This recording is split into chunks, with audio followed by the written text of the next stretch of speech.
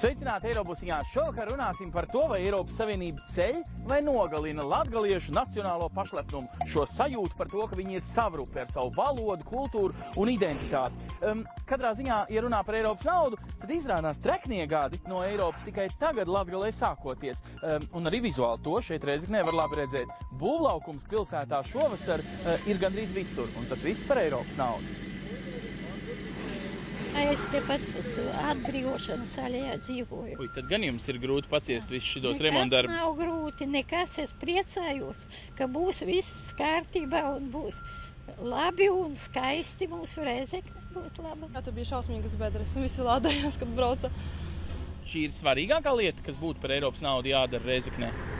To es nevaru spriest. Tā ir viena no svarīgākajām, manuprāt. Principā tas bija galvenais mērķis sakārtot to galveno ielu, pa kuru arī viesi no Rīgas un no Krievijas un no Baltkrievijas un Daugavpils tās puses iebrauc Rēzeknē. Tā ir galvenā pilsētas artērija, caur kuru plūst gan turisti, gan uzņēmēji, gan studenti. Būs arī moderns apgaismojums, jaunas ietves, velocēliņš.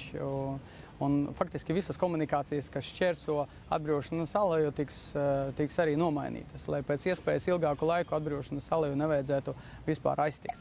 Pašlaik mēs ievērtējām visas nepieciešamības, un kur ir nepieciešams pat ir ieliktas papildus caurules, ja nu gadījumā kāda nepieciešamība parādīsies pēc jaunām komunikācijām vai pieslēgumiem, lai tas jau būtu viss iespējams. Ja tā paskās, tagad riktīgi daudz naudas nāk no Eiropas Savienības. Tagad, var teikt, piedodiet, bet pirmos 7 gadus jūs tā kā, šis tas bišķiņ, bet tāda lielā Eiropas nauda faktiski tikai tagad pieskarās jūsu apkārtnē.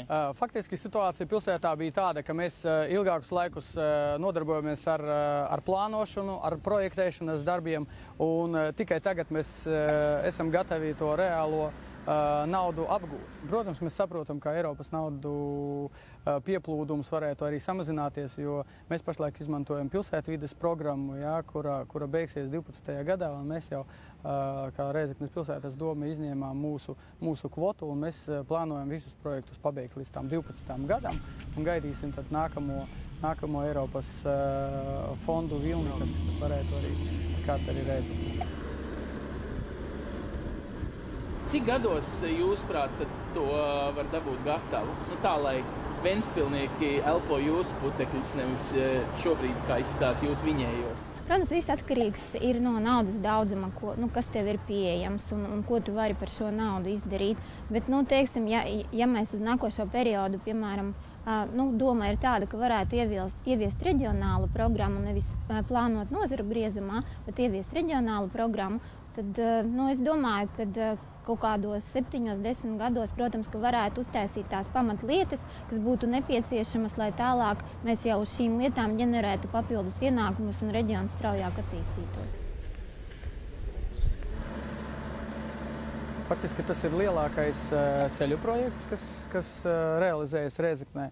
Paralēli notiek darbs arī pie cita Eiropas projektu realizācijas. Un tiešām Rēzekne kopumā ir kā liels būvlaukums, jo paralēli darbi notiek vēl vismaz 4 Eiropas projektos.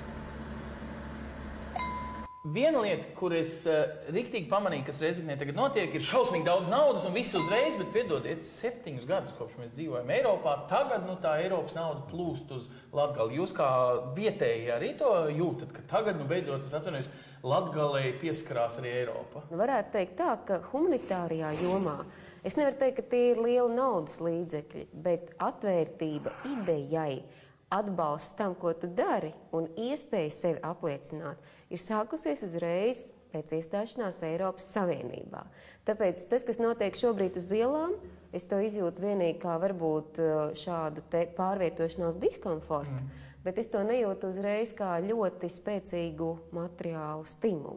Kaut gan nevar noliegt, augstskolai arī ko pārstāv es ir liela projekta šajā brīdī, un, protams, ka mēs varam teikt diezgan lepni, mēs nejūtam krīzi, jo pateicoties projektam, Mēs ne tikai nejūtam krīzi, mēs varētu teikt, ka mūsu treknie gadi ir šobrīd. Jeb citiem arī mēs varam teikt, treknējos gados jūs pie tās naudas netikāt, kad citiem bija ballīte. Jā, tas ir drusku savādāk. Un tā sajūta laikam ir mazliet riebīga, šķērna, ka, kāpēc citi ballējās, un mums atkal, piedodiet, es tagad neesmu latgals, es runāju to laikam, ko es dzirdu uz ielas šeit, runājot ar cilvēkiem, un mums atkal netika. Kāpēc Latgalē vienmēr ir tā, ka citur visur tā, un Latgalē vienmēr bišķiņ mazāk? Pēc iedzīvotāju skaita jau jums ir tā kā tikpat 1/4 daļa iedzīvotāju. Man tā noslēgtība gan patīk. Tādā veidā, ka mūs visu laiku no jauna atrod. Dažkārt ir sabiedrībā tāds uzskats, ka šis bārenītis tēls... Tā ir ideoloģija. Kāpēc? Kāpēc tāda ideoloģija pastāv vienā brīvā republikā, kurā visi drīkst domāt, ko viņi domā? Viena man cita kolēģi šobrīd pēta tādu jautājumu saistībā ar Latgales lingvu teritoriālo vārnīcu kā burlaks. Parādība burlaks, kur, protams, ja Čivlim pajautātu, ko nozīmē burlaks, ko viņš teiktu? Laupētojs un tikai. Un tas ir mīts, ko ir radījusi, atkal vārdos sauksim, nesauksim, bet 20. gadsimta 20. 30. gadu ideoloģija, sākot ar valodniekiem, jo patiešām Mīlenbacha Enzelīna vārnīcā bija iekļauts šis vārds ar šo apzīmējumu. To sāk attiecināt uz visiem Latgales gājējiem, bet Latgalē burlaks ir neitrāls nozīmes vārds, kas nozīmē, ka tu ej peļņā. Tad mūsdienās par burlakiem varētu saukt arī tos Latgales cilvēkus, kuri dodas, piemēram, uz īriju peļņā. Ne tikai Latgales, bet visas Latvijas, un godīgi sakot, pasaulē visu laiku tā ir. Kad vieni cilvēki atrodas uz vietas, mēģina nostiprināt kaut kādas vērtības, atrast sevi. Ubi benība patrie ir mūžīga. Man pirmkārt būtu slinkums braukt kaut kur ārzemēs, brokoļus lasīt. Aizbrauc ļoti daudz, man puses klasē ir ārzemēs. Ups. Nav taisnība, tu brauc uz ārzemēm patiesībā, bet tu atbrauc atpakaļ, vai ne? Es izmantoju iespēju Eiropas brīvprātīgo darbs. Es padzīvojos pusgadu Polijā. Apzinājos, ka es labāk gribētu pavadīt visu, ne dzīvību, bet ieguldīt visu enerģiju, kas man ir Latgalē, Latgales kultūras celšanā vai popularizēšanā. Kā tu to dabūsi gatavu? Pašu reizi kas man ļoti patīk, ka manus stāstus lasa vairāk jaunieši. Tieši latgaļu valodā. Viņi ir izdoti arī latgaliski, ja? Tūlīt būs. Tas varbūt paturpināsim tūlīt pat. Paskatīsimies uz vienu gadījumu, kur Ilga bija iesaistīta. Kā latgaļu valodā ne tikai iespiest literatūru, bet arī gūt labus skaidrojumus. Tā ir īpaša vārnīca, kas izskaidros gan angliski, gan krieviski, gan latviski. To, ko mēs mēģinām atrast īpašu latgalisku, gan saturiski, gan, protams, fonētiski. Atgriežam pie šķirkļa dzērojas, kā gūdu, īražu, nātjemama sastāvdaļa. Bet, principā, tas ir kaut kas specifisks, tas jau nav nekas specifisks, arī latviešu folklorā ir tas pats. Tad varbūt ir jārunā par to kūdzeru. Tas ir jau par to kūdzeri, tik toļok ir. Jā, tik toļok ir. Tās teritorijas, kas ir atšķirīgas, unikālas, saudabīgas ar kaut ko, spējas nākotnē būt tās, kas sekmīgi konkurēs ar citām teritorijām. Ja? Un līdz ar to šis te projekts, kas mēģina atrast šo te atšķirīgo, varbūt ne tikai atrast, bet arī pastiprināt, izpētīt un kaut kādā veidā to koncentrētā veidā pasniegt gan reģionu iedzīvotājiem, gan arī tiem pašiem, kas nodarbojas ar to, teiksim, ekonomikas virzīšanu. Es domāju, ka tas netiešā veidā, nevis tā, ka tas ir tieši taustāms rezultāts, bet nākotnē netiešā veidā tas arī palīdzēs šeit teritorija, kas ir Latgale, sekmīgāk konkurēt globālās konkurences apstākļos. Tas tagad ir arī Eiropā, teiksim, vēsturnieku vidū šī jaunā pieeja, kas, teiksim, regionālistika, kā tāda, kas mums ir, jā, jo valstu robežas ir zudušas, jā, un šī valstiskā pieeja vairs nav. Un tagad, teiksim, tiek meklēts tas regionāla īpatnības, jā, konkrēta teritorija ar diezgan, varbūt, nenoteiktām robežām, un tad mēs meklējam šo īpašo, kas šajā teritorijā dzīvo šo cilvēku, kas viņiem ir, teiksim, aktuāli, šie koncepti, jā, šie arī mums vārnīcā top šķirkļi un meklējam, jā. Latgaliskums patiesībā ir ikus soļi, ko mēs arī projektā gribējām parādīt, piemēram, veicot aptauju, kur latgalieši redz šo latgaliskumu, un izrādījās, ka tās ir ļoti daudz un daudzveidīgas sfēras, un man ļoti gribētos cerēt, ka tās vērtības tomēr būs varbūt tas katalizators, kas palīdzēs izsvērt un nostiprināt to, kas patiešām ir būtisks Latgales attīstībā arī nākotnē. Tagad Это скатывалось, да, дверь. Группе, качали, мы гранимos numerēt. Viņi vēl būsi palīgā vajadzēsīt. Kas ir palīga? Ir valodnieki, kuru darbos ir minēts, ka ir tikai 2 baltu valodas, tā ir latviešu valoda un lietuviešu valoda, un ir valodnieku darbi, kuri min arī 3. baltu valodu, un tā ir latgaliešu valoda.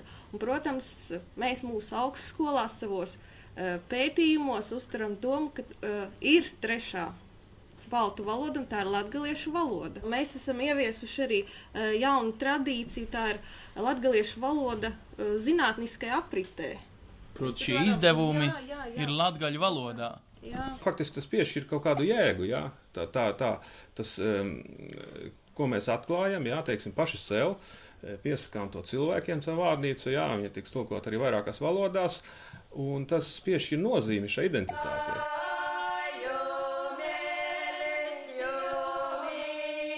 Šīta projekta ietveros mēs veicam arī izpēti tīri ekonomiski par Latgales pilsētu pievilcības faktoriem. Kas ir tie pievilcības faktori, kurus būtu jāpastiprina vai jāattīsta pilsētām, lai piesaistītu kā iedzīvotājs vai arī noturētu iedzīvotājus un neļaut viņiem aizbraukt, lai piesaistītu jaunus uzņēmumus, potenciālos investorus. Tāpat tās arī kā padarīt šīs pilsētas pievilcīgākas no apmeklētāja viedokļa, teiksim, no turistu viedokļa. Mūsu zinātnisko pētījumu kontekstā mēs, piemēram, braucam folkloras ekspedīcijās, un mums ļoti bieži nākas braukt pa ciemiem, kuri ir tukši, jā, vecie ciemi, tur ir izsists mājas, ir aizsistiem logiem, un tur jaunieši nav, un bieži vien pat pierobežā tur nav latviski runājošo cilvēku, ja? Bet tieši tāpēc ir aktuāli parādīt un kaut kā tomēr noturēt šo te bastionu, kur tā latviskā kultūra viņa ir jāsaglabājas Latgalē. Tās tradīcijas Latgalē, viņas ir bijušas gadsimtiem, tā ir mūsu mentalitāte, un es uzskatu, ka tas nemainīsies arī pat, ja mēs kļūsim ekonomiski attīstītāk. Es ceru, ka tas nemainīsies. Lai gan, protams, tas atvērtums viņš zināmā mērā lielās pilsētās zūd, un tas ir saistīts ar urbanizācijas blakus efektiem, ja? Jo tā atvērtība vairāk ir raksturīga varbūt lauku vidē, ja? un pilsētu vidē viņa ir mazāk raksturīga. Bet, tas ir tas, ar ko mēs atšķiramies no pārējiem Latvijas reģioniem. Manuprāt, šī atvērtība, arī viesmīlība, un tas ir tas, ar ko mēs varam nākotnē arī, teiksim, vairāk pārdot sevi kā reģionu. Ja? Jums ir tik šausmīgi svarīgi pierādīt, ka latgaļu kultūra un valoda tomēr ir 3. baltu tautu valoda un izpausme. Jo Rīgā ir pilns ar zinātņu akadēmijas madāmām, kas mēģina nocirst jebkuru jūsu iniciatīvu un pateikt, nē, tā ir vienkārši izloksne. Princips ir tāds, ka lūk šo grāmatu paskatoties, šeit ir ierakstīta arī viena rezolūcija, kur ir ļoti labi redzama arī paraksti cilvēkiem, kas to parakstīja, un ar vienu ļoti elementāru ierakstu. Izvērtējot sociolingvistisko situāciju Latgalē, 2. starptautiskās latgalītikas konferences dalībnieki atzīst, ka latgaliešu valoda atbilst reģionālas valodas statusam un aicina izstrādāt pasākumu programmu šī statusa apstiprināšanai. Ko jums tas dos? Daudz naudas? Tā kā agrāk mums bija speciāla subsīdija 200 lībiešiem, kuri varbūt Latvijā vēl var ierakstīt vārdu lībietis, bet nemāk vairs lībiski runāt. Viņi dabūja kādu 500 000, man liekas, subsīdijās katru gadu. Tajā brīdī, kad latgaliešu valodu atļaus mācīt Latgales skolā, dvēsele atgriezīsies latgalietī. Un tas nav jautājums par naudu, bet tas ir jautājums par pamatu. Padomā pats, tev neļautu kaut vai 10 gadus skolā apgūt latviešu valodu. Tev rastos tālākie jautājumi, kāpēc jūs viņu nelietojat rakstos, kāpēc jūs nelietojat viņu privātajā zonā, kāpēc jūs lietat šajā sfērā viņu nav? Tev rastos šādi jautājumi. Andri, ko dos reģiona attīstībai tas, ja vienreiz par visām reizēm Latvijas valsts un, protams, līdz ar to arī Eiropas Savienība atzīs, jā, tā ir tikpat svarīga valoda kā kataloņu valoda, kas ir minoritātes valoda Spānijā, kā velsiešu valoda, kas ir minoritātes valoda Anglijā, īpašs reģions, pašiem sava padarīšana. Ko tas dos jums kā latgaļiem? Neko nedos. Tad tev tā kā neliks ilgi. Nē, tik ilgi, kamēr tumā pašā saimā aizbos smutī pasās latgaliski nerunot, var runāt Eiropas, var runāt visas apvienotās nācijas, kamēr uz vietas savā starpā nepateiks, ka tu vari darīt, ko tu gribi, ka tu esi tāds pats latgalīts vai tāds pats latvīts vai latgalis latvīts. Tas neko nemainīs. Un tur nevajag ne Eiropas Savienības naudas, ne vispār. Tur vispār runa neiet par naudām. Mēs esam baigi politkorektie viens punkts, bet otrs, ja mēs par to necīnīsimies, tad sanāk, mēs to negribam pieļaut, lai nebūtu tas gadījums, par ko mēs baidamies no Krievu, teiksim, ietekmes, piemēram, Daugavpilī, kur tad varētu arī krieviski prasīt uzraksts Daugavpilī 2 valodos, un vēl visas tās lietas, ko, piedod, igauņi sen jau ir izdarījuši, un nekas slikts ar to valsti nav noticis, bet latgaļi paši baidās no Rīgas, Eiropas, kaut ko. Man bišķiņi pietrūkst jūsu tāda. Tagad mēs darīsim, kā gribēsim, jo mēs te dzīvojam. Mēs saprotam, ka ir iespējams to visu darīt, apējot to pašu Rīgu. Jā? Un to ir iespējams darīt ar tiem pašiem Eiropas projektiem, kur varbūt mazāk tiek novērtēti Rīgā, bet pat taisno ārpus Latvijas robežām. Jo tad jau vērtē pēc būtības, nevis pēc tā, kurā novadā tu atrodies, un vai tam novadam vajag, un vai tev ir kāds lobijs vai tā tālāk. Paklau, nu tad Eiropa ir atbrīvojusi jūsu garu. Jūs abi jūtaties tā kā vairāk latgaļi, kopš jūs esat Eiropā? Man ir tā sajūta par to unikalitāti un kāda apliecināšanos ir bijusi, lai kādos laikos es esmu dzīvojis. Es pats esmu apjēdzis, ko es varu izdarīt, vai nu ar šito, vai nu ar šito. Jā, ar to jūs diezgan daudz varat, es esmu pamanījis. Un faktiski vairāk nu, teiksim, man nav kādam kaut kas jāpierāda. Man ļoti labi patīk uzrakst uz Māras. Uz Latgales Māras? Jā, man jāizlas, kas tur rakstīts? Vienoti. Latvijai. Nevis Latgalē. Nevis vienādi. Aha, vienoti, bet nevis vienādi. Bet Latvijai nevis Latgalē. Tas arī ļoti interesanti. Jūs tā kā, es nevaru saprast, kurā brīdī jūs esat latgalieši un kurā brīdī jums ir svarīgi, ka jūs tomēr esat viens vesels kopums no Latvijas. Nē, no latgalieši mēs esam tāpēc, ka mēs dzīvojam konkrētā vietā. Vai arī aizbraucot uz citu, mums ir, teiksim, tā apziņa.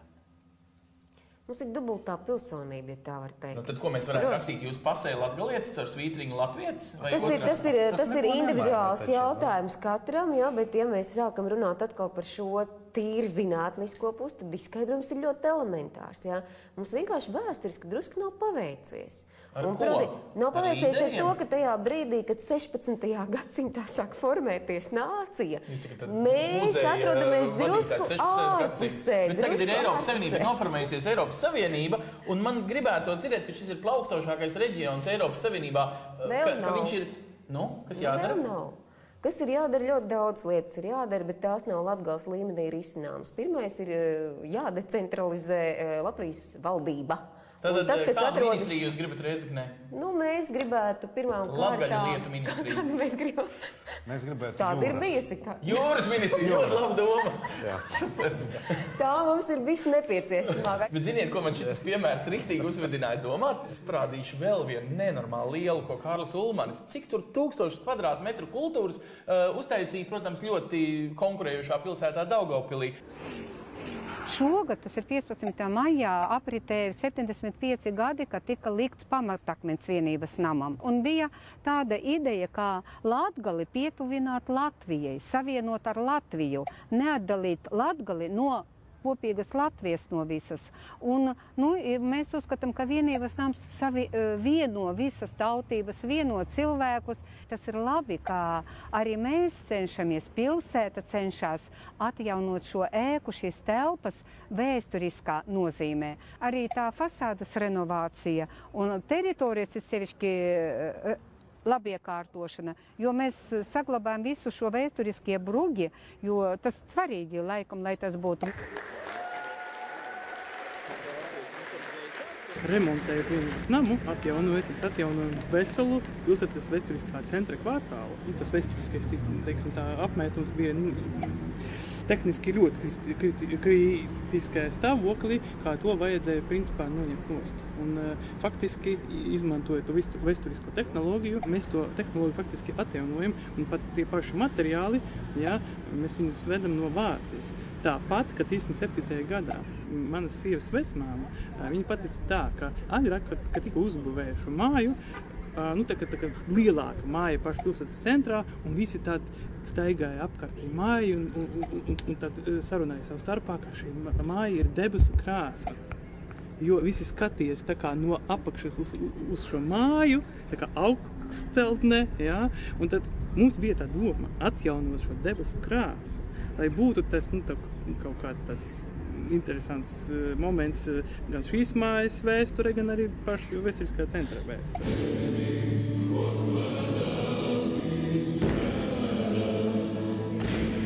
Šis ir Daugavpils, Latgalis vai viens no Latvijas svarīgākajiem kultūras objektiem? Tas ir viens no Latvijas svarīgākajiem objektiem. To apliecina gan šis mājas arhitektūras pieminekļa valsts nozīmes status, ja? Un tas, kā tādas līdzīgas mājas Latvijā vairs nav, jā, tā ir unikāla celtne. Es uzskatu, tā ir Latvija arī. Latgale ir Latvija, bet to, ka Latgalei ir sava valoda, kā savas tradīcijas, kā sava kultūra, savi rakstnieki, kaut kāda, saprotiet, ir arī cilvēkos ir sava mentalitāte. Protams. Saprotiet, un tas ir labi. Un Latgale kā vispār novads ir ļoti skaista. Ļoti skaista. Daba Latgale skaista, ezeri skaisti. Nezinu. Mana zeme patīk, un mana Latgala, un mana pilsēta, un mans vienības nams. Es jums atzīšos par vienu, kas man personīgi uzdzēna mazliet kokā, ir tās pārdomas, vai jūs drīkstētu ar mani tagad runāt latgaliski, es varētu jūs saprast, bet Latvijas televīzijā, tāpat kā Saimā jūs man minējāt, ir tagad mums tas princips, ka mums vajag, lai ventiņi arī var labi izsekot.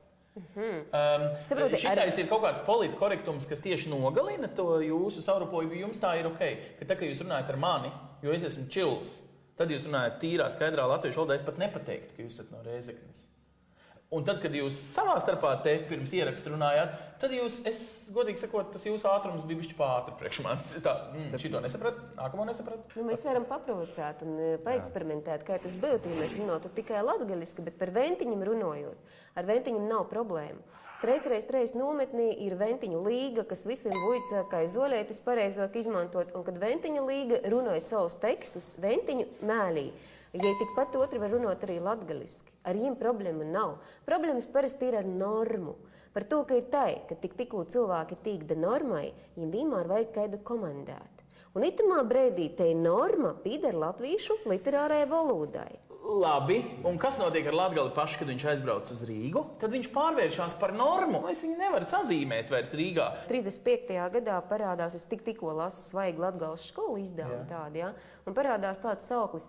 Samazinot humanitāros izglītības popularitāti Latgalā, porstruktūrizēt ģimnāzijas, lai te paliktu tikai arūtškolas. Elementārs mērķis, kādēļ kalpi vienmēr ir vajadzīgi. Ja? Šis zemākās šķiras slāņa domāšanas veids, uzvedības veids, viņš ir iepotēts kopš 34. gada gājis cauri padomu laikiem.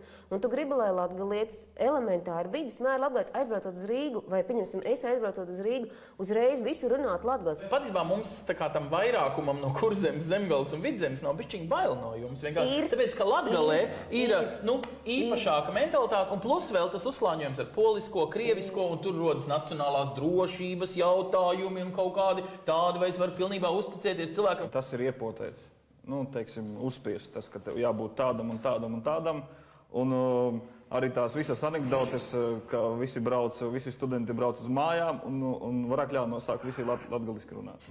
Aiviekstei pārbraucot. Nu jā, tur drīkst jau, ja? Vienā aivieksteis krastā ir aitas, otra ir vuškas. Kāpēc jūs paši tā darat mūsdienās? 20 gadus brīvā republikā. Kārlis Ulmans ar visu savu despotisko režīmu ir jau, tā teikt, lai kur viņš būtu, bet miris. Tagad uz jums, kā uz jauno, tā teikt, dzejnieku no Latgales, visdrīzāk tagad tiek liktas lielas cerības, ka jūs šito izpotēsiet gan no latgaļu galvām, gan no latviešu galvām. Nē, bet tā kā es pabeidzu vidusskolu 10 gadus atpakaļ, tas jau sāka kužināties, jo mani vienaudži arī apzinājās, mēs tādi kreisie drusku, bet tomēr mēs tādi kā latgalieši, un mums, paldies Dievam, bija forša vēstures skolotāja, kas arī to latgalisko kultivēja, un caur to arī mēs apzinājāmies, ka mēs tomēr esam tie latgalieši, ka tas ir normāli, ka mēs braucam vilcienā un runājam latgaliski. Un tas nekas, un kā Ilga arī teica, ka tiešām tā negatīvā enerģija, tur bija pilns vagons ar to. Bet, es domāju, ka jābūt tādam stimulam tomēr, lai tu apzinies to savu identitāti. Jo man arī patīk viena frāze, jo latgaliskāka būs Latgale, jo latviskāka būs Latvija. Domā? Jā. Bet man liekas, tieši no tā tagad baidās, tā kā rūpinājot centrs. Bet kāpēc Viņam nevajag šitās atšķirības, viņš sarežģīti samanedžēt kopā. Viņš nebaidās. Man liekas tā, ka viņš grib to pašu izrādi. Nu, pieņemsim, aizbraucot uz dziesmu svētkiem, jā.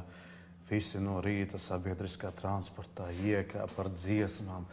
Tur vēlāk saka pateicības, cik jūs skaisti dziedājāt. Pacelt godu rakstus. Jā, bet viss tikai uz to brīdi. Nu, teiksim, kā uzmanības noturēšana. Cik var cilvēks noturēt? Ļoti maz. Nedēļiņu, reiz 4 gados, jā. Bišķītiņu pieuzmanība. Nu, visi pietieki, tagad būsim latvieši.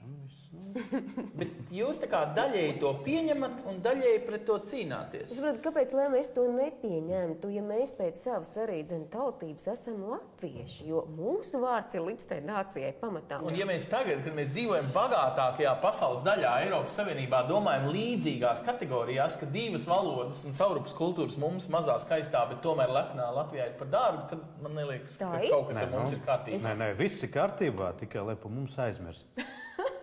Es gadu tā negribētu. Nē, nu ne tādā ziņā. Lai netraucē dzīvot, ja? Netraucē dzīvot. Tādā veidā aizmiršana, ja? Jo tikko mēģina sakārtot, piepacelt līdz kaut kam, ja? Tas sanāk, ka mūs vienkārši nolaiž. Nevis piepaceļ, bet tieši otrādāk nolaiž. Man tas jūs lepnums šausmīgi uzlādē, godīgi sakot. Es domāju, ka kaut katrs latvietis varētu no jums to lepnumu iemācīties, jo skaidrs, es jūs provocēju, jums visu slikto, ko varēju pateikt, un jūs tā man nepadevāties, par ko jums sirsnīgs paldies. Tas būtu kaut kas tāds, ko latvieši mēģina iemācīties no igauņiem, bet viņiem patiesībā tas jāiemācās no mūsu pašu mīļajiem brāļiem latgaļiem. Tiekamies pēc vasaras pauzes, aizbrauciet uz Latgali skaistā ekskursijā un daboniet šito krampu, ko varēja dabūt no jums. Paldies!